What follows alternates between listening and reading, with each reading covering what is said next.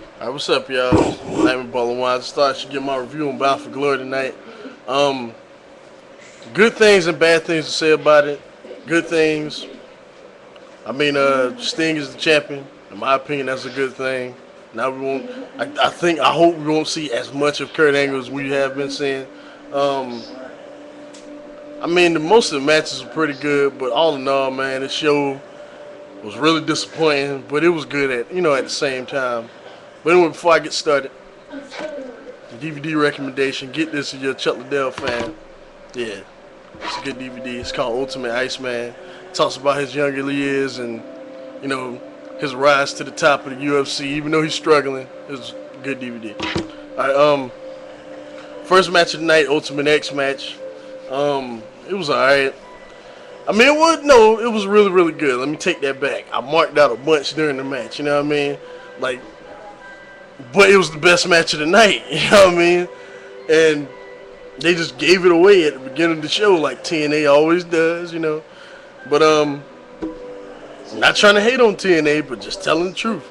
That's what happened. TNA just gave away their best match, and it had a lot of crazy spots.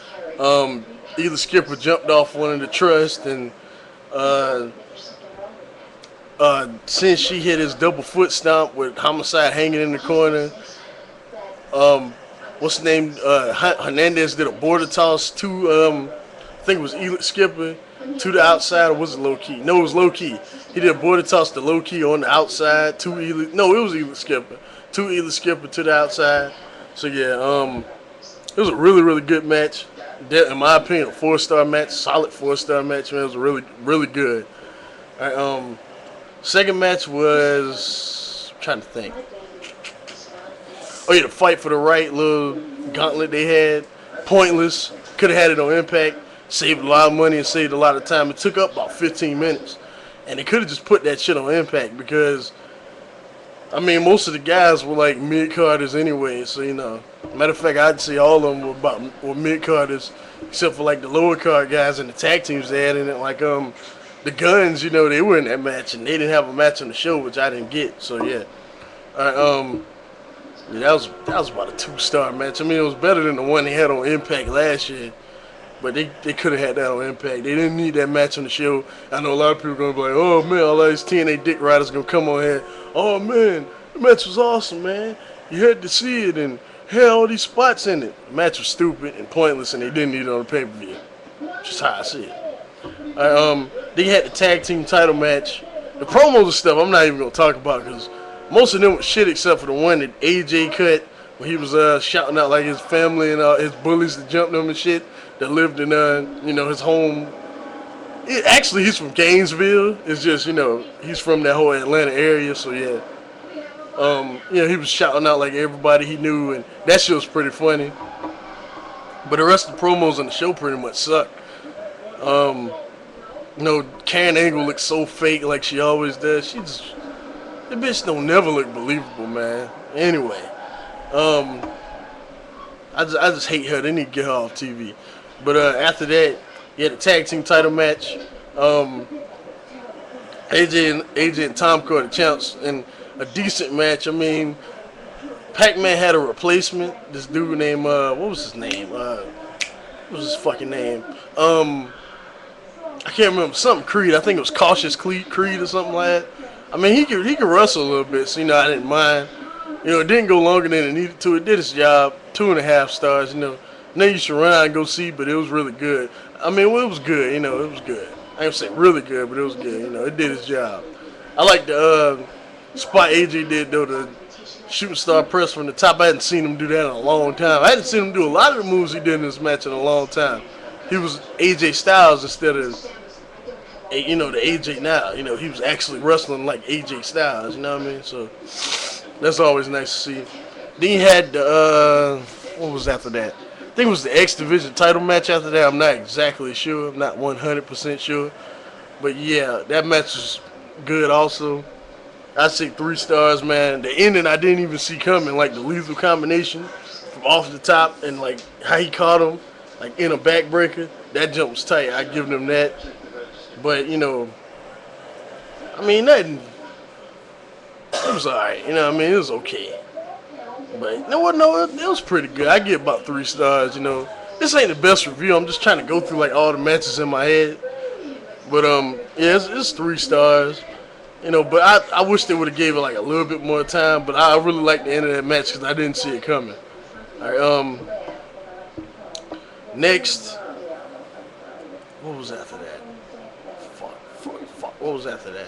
Oh yeah, the women's gauntlet. I think that's what was after that. Wasn't it the women's gauntlet? No, the tag team table match. The 2 out of 3 falls tables match. The match was honestly, better than I thought it'd be. Not saying it was the greatest match in the world, but it was a lot better than I thought it'd be. I like the one spot where Scott Steiner did the Frankensteiner from off the top through the table to Bubba Ray. It's a really nice spot. Definitely a 2.5 star match, man. It was really good for what it was. You know what I mean? It was, you know, it was just it did its job. You know what I mean? It wasn't awesomely bad, but it was pretty good. And I think if the Dudleys decide they don't want to leave, I think they can have like a feud with the Guns because the Motor City Machine Guns came out there and cost them the match basically. So this may lead to a feud between those 2 teams. I don't know. Then after that we had the Women's Gauntlet. I think it was the Women's Gauntlet. Yeah. Amazing Kong, man, she killed in that match. She came in and you could really tell she was the monster in that match. So she was just throwing them bitches around. And it took like 4 of them to eliminate her. But something funny happened when she got eliminated. Like her dress came up and her titties popped out.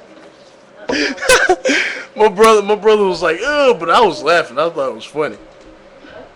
That shit was funny as hell. But Gail Kim won the gauntlet as you may have expected, and now she's the women's champion in TNA.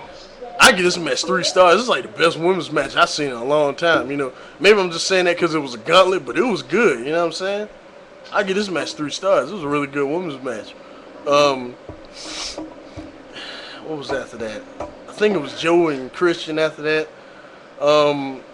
Yeah, it was good. Now don't get me wrong. It was a 3.5 star match, but I feel like the way it ended, it was fitting. With Matt Morgan actually, being an enforcer. When you see an enforcer, they usually, swerve somebody. They usually cheat for one person. But Matt Morgan did his job, you know what I mean? When somebody was out there that wasn't supposed to be out there, Matt Morgan took them out, you know what I mean? Tomko came out there, he took him out. AJ came out there, he took him out, you know what I mean? He actually did his job instead of just, having an enforcer out there for a reason to cheat, you know what I mean? So, yeah, I didn't mind that. And he didn't show favoritism either, like Kurt Angle did last year, Bound for Glory. That's just, he did. Show favoritism for Sting, because he did. But, yeah, what was after that? Monsters Ball 4, my bad, excuse me. The worst Monsters Ball out of all of them, man. It didn't disappoint me because I didn't expect much from it. But, yeah, it was the worst Monsters Ball. Black Rain didn't fuck up the match that much, you know what I'm saying? But they didn't give it enough time. And it was just, it seemed like, they were in the ring, then they battled to the ramp. And then 2 big spots happen. They get back to the ring. They basically, they basically hitting each other with weapons for about 5 minutes after that. Then the spot with the glass and the thumbtacks, which I thought was a little much. You know what I'm saying? One or the other. They didn't need both. And Abyss pinned him. Abyss won his first Monsters Ball match. Like this is his first win. He's been in all of them, but this is the first one he's actually won. So yeah. Then after that, it was the main event, and it was a pretty good match.